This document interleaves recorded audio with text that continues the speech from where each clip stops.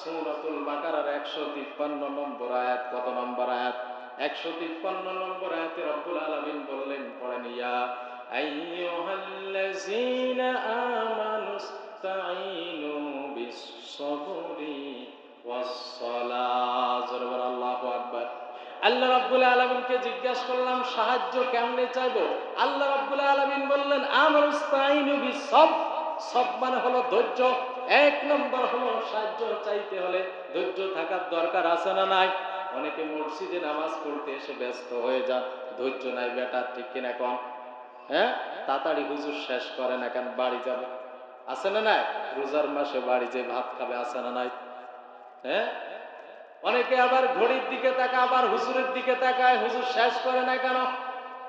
রাতে তারা বিশ্বময় 1 মিনিট যদি দেরি হয়ে যায় ঘড়ির দিকে লক্ষ্য করে হুজুরকে সিগন্যাল দেয়। এই ক্ষমতা আপনার নাই, ঠিক কিনা কন? ইমাম হলো নেতা, ইমাম যখন দাঁড়াবে তখন আপনাকে দাঁড়াতে হবে। আপনি সিগন্যাল দিলে আপনার নামাজ হবে না, কারণ আপনি বলেছেন ইক্তেদাই তো বিআযাব। ইমাম সব দায়িত্ব আপনি দিয়েছেন, না দিলে আপনার নামাজ নাই, ঠিক কিনা কন? আল্লাহ রাব্বুল আলামিন এই জন্য বললেন আমানুস্তাঈনু বিস-সাবর। এক নম্বর হলো ধৈর্য ধারণ করো। আমানুস্তাঈনু বিস-সাবরি ওয়াস-সালাহ। 2 নম্বর হলো নামাজ।